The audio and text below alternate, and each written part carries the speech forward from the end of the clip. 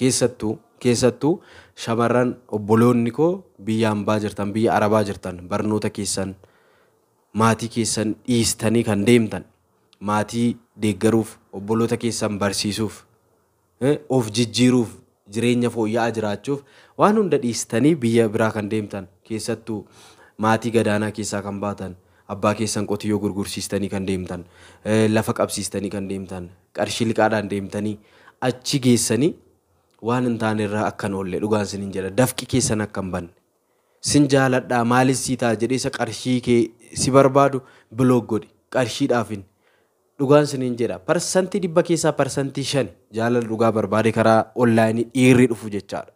Inni kaan qarshiidhuma adamse silkii walirraa fudhatanii nama baay'een argaane silkii shamarran arabaa naa barbaadi biriin ergisiisaadha kaan dhugaan sinin jedhaan argitanii kana malee immoo faashinii maaltu dhufe seetan dubartoota garagaraa qopheessu akka jaalalaatti walitti dhiyaatanii qarshii barbaadanii gara biyya arabaa ergu sanboodha ishiin qarshii ergitiif inni taa'ee nyaata faashiniin akkanaas dhufeera dhugaan sinin jedha nama tokkotu mee qarshii akkanaa naa barbaadii dubaran arabatti ergaadhe maaliifin jedheen achi deemtee haa hojjettu gaafa achi ergite siifan kennaadhe ati qarshii ati na gaafatte kana sin qabu kana malee hojiin akkanaa maaliidhan jedheen na ajaa'ibe dhugaan sinin jedha sammuun nama akkatti yaadu argitanii kun faa waan dhufeera jiruuf of eeggadhaa sinin jechuun barbaada akkaawuntii mataa keessanii kan baankii yotoon baafatiin ni deemtu jechaadha yeroo deemtan kanatti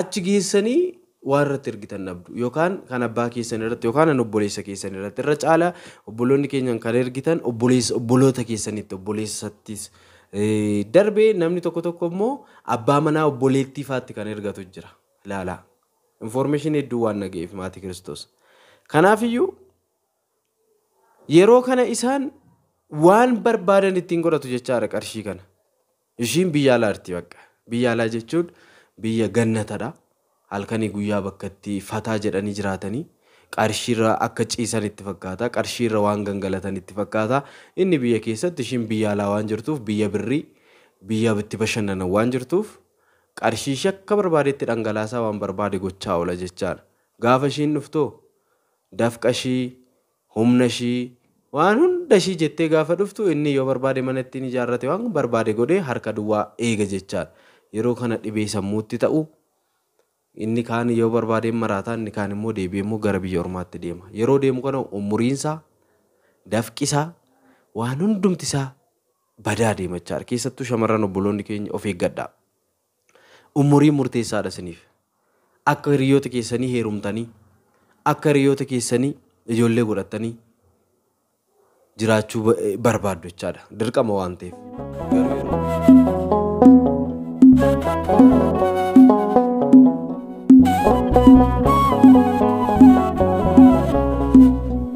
Makaabaa kan ilmaa kana fura qulqulluu akka tokko nameen kabajamtootaaf jaalatamtoota maatii Kiristoos ijoolleen haadha keenya qulqulleettii dubroo Maariyaam hundumti keessan kiristaanonni lafa jirtan maraatti nageenyi Waaqayyo isiniif haa baay'atu akkam nagaa jirtu ani nagaa kootu Waaqayyo guddaan maqaa isaa kan kabajameef kan ulfaateef yaa ta'u egaa kun Sanbee TVdha.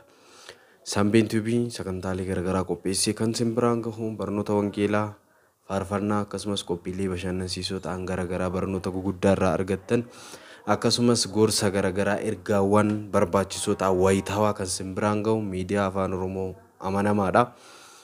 Egaa hundumti keessan jalqaba gara har'a yeroo jalqabaaf gara YouTube keenyaa kan dhuftan baga nagaan dhuftan jecha subscribe gochuu hin dagatinaa miseensota viidiyoos keessa jiru seenaa daawwadhaa irraa jijjiiramtu gara fuulduraatti sagantaalee garaagaraatti simbiraa dhaqqabsiisaa kan itti fufudha YouTubein keenya egaa hundumti keessan subscribe like share gochuu hin dagatinaa lafa jirtan maraatti arjummaaf dhiifamnu akka keenya araarsumaan dubroo Maariyaam eegumsi ergamoota kadhannaan qulqulloota jaalala duukaa butoota hunda keessan hunduma keenya wajjin haa ta'u egaa guyyaa irraa mata duree isaa irraa akka argitan gaaffii namoota hedduuti namoonnis karaa keessaa kan nagaafachaa jiranii kana durattis wantoota kanaanis wal fakkaatan qabatee waan garaagaraa simbiraan gahaa turuun kun yaadatama keessattuu obboloonni keenya shamarranii biyya alaa biyya garaagaraa jirtan yeroo baay'ee egaa dogongorra isin dogongorta waan jiruuf isiniif jecha waan garaagaraa egaa ergaawwan garaagaraa isiniif dabarsaa tureera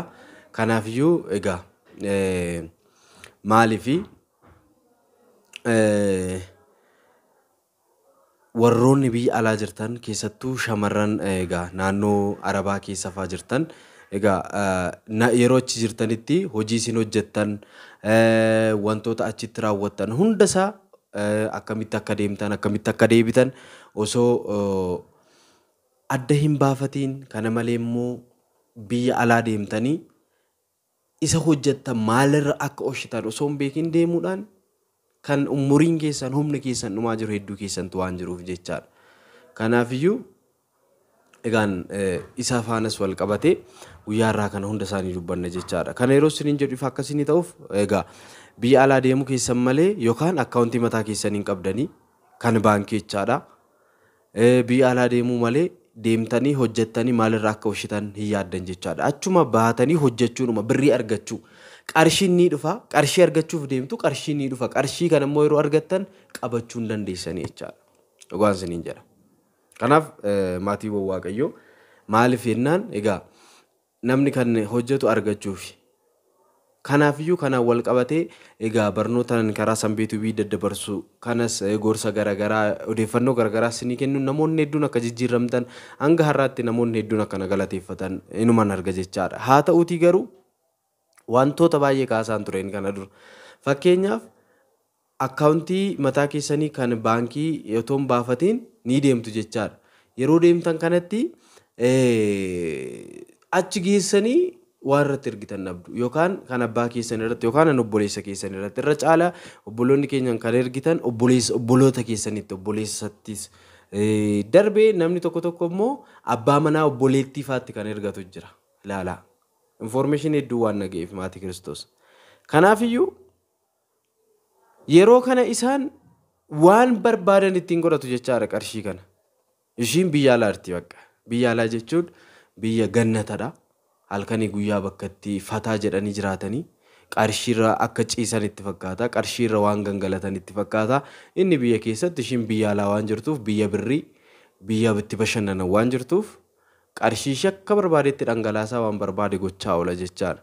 Gaafa ishiin dhuftoo dafqashii humna ishii waan hunda ishii jettee gaafa dhuftu inni yoo barbaade mana ittiin ijaarrate waan barbaade godhee harka duwwaa eega jechaadha. Yeroo kana dhibee sammuutti ta'u inni kaan yoo barbaade maraataa inni kaan immoo deebi'ee immoo gara biyya ormaatti deema. Yeroo deemu kana umuriinsaa dafqisaa waan hundumtisaa badaa deema jechaadha. Keessattuu shamarran obboloonni keenya of eeggadhaa. Umurii murteessaadha isiniif. Akka hiriyoota keessanii heerumtanii akka hiriyoota keessanii ijoollee godhattanii jiraachuu barbaaddu jechaadha. Dirqama waan ta'eef. Garuu yeroo hunda haala kana keessa deemtu taanaan yeroo kamiyyuu hin yaadinaa jechaadha. Kanaafiyyuu namoonni tokko haala kanaan obbolaa isaanii maatii isaaniitti erguudhaan maatiinis akkasuma qarshii keessattuu yeroo ammaa kana yeroo jireenya qaala'e kanatti baay'ee waan ulfaatuuf jechaadha. Kana yeroo isiniin jedhu immoo sirriitti of eeggannoo cimaa akka godhattaniif akkaawuntii mataa keessanii warri qabdan akkaawuntii keessanii irratti ergadhaa. Qarshii abbaa barbaadanitti akka ergitan qarshii koo akkas na jalaa godhanii akkas gochuun egaa hin jiru jechaadha. Erga badeen waan deebi'u hin jiru. Jalqaba of eeggachuudha jechaadha. Amma maatii gargaartaan gargaaruu dandeessu. San booda maatiin kee boru dhugaa sitti maani. Ati boru ni heerumtaa yookaan hin fuutaa.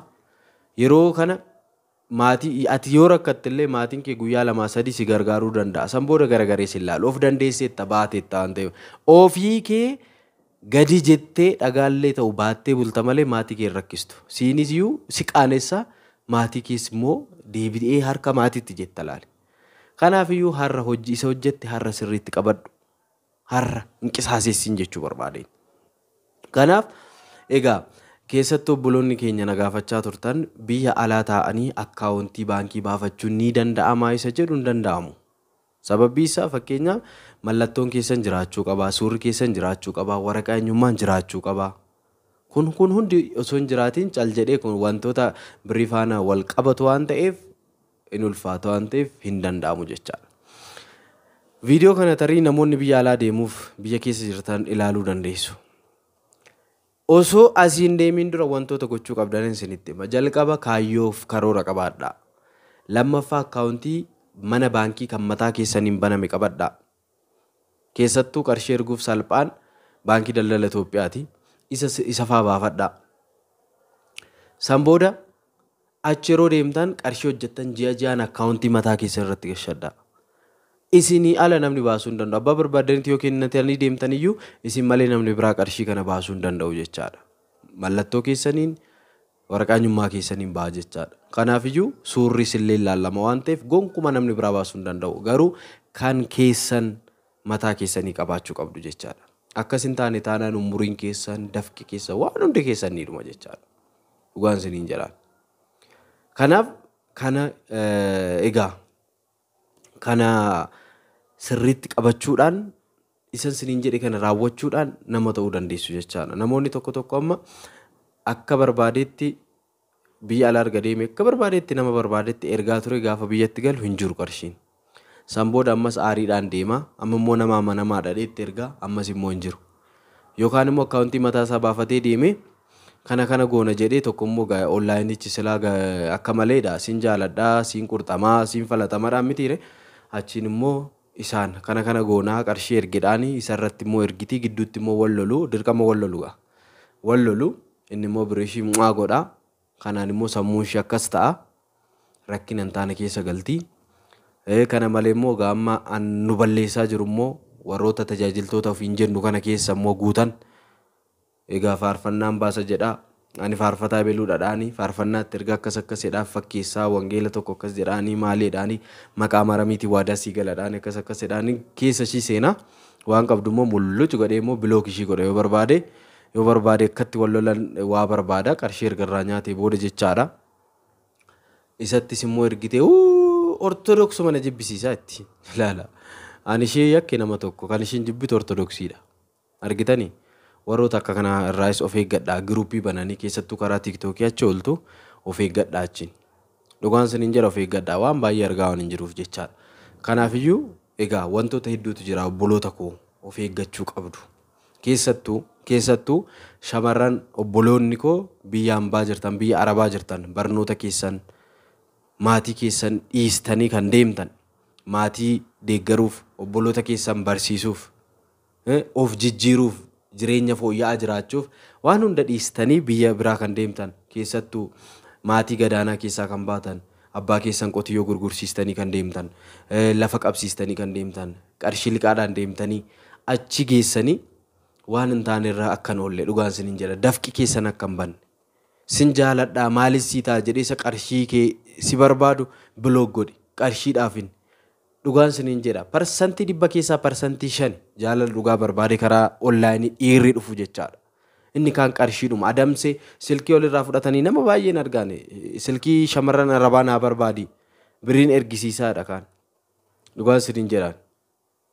Argitanii kana malee immoo faashinii maaltu dhufe seetan dubartoota garagaraa qopheessu akka jaalalaatti walitti dhiyaatanii qarshii barbaadanii gara biyya arabaa ergu. San booda ishiin qarshii ergitiif inni taa'ee nyaata. Faashiniin akkanaas dhufeera. Dhugaan siniin jira. Nama tokkotu mee qarshii akkanaa naa barbaadii dubaran arabatti ergaadhe maaliifin jedheen achi deemtee haa hojjettu gaafa achi ergite siifan kennaadhe. Ati qarshii ati na gaafatte kana sin qabu kana malee hojiin akkanaa maaliidhaan jedheen na ajaa'ibe dhugaan siniin jedha sammuun nama akkatti yaadu. Argitanii kun faa waan dhufeerra jiruuf of eeggadhaa siniin jechuun barbaada. Kanaaf egaa wantoota kanaan wal qabatee keessattuu obboloota keenya biyya alaa shamarran jirtan hundumaaf viidiyoon garagaraa hojjetameera. San YouTube keessa seenaa laala. Kana malee gaaffii kan sinitti ta'e na gaafadhaa koomentii jalatti na barreessaa. Adaraa of eeggadhaa of eeggannoodhaan socho'aa dafqi keessan humni keessan akka qilleensa irratti nafne siniin jedha. Akkaawuntii mataa keessanii yoo qabaattan isarratti galchaa sin jaaladhanni jedhu boru otoo san beekiin boru waa ta'uu danda'a. Jaalalli keessan gidduutti waan ta'e irra bu'uu danda'a waan ta'eef kanarraa fagaadhaa. Qarshii keessan kan jaalatu osoo hin taane isin kan jaalatu duukaa deema. Kanaaf iyyuu qarshii keessan akkaawuntii irratti qabadhaa.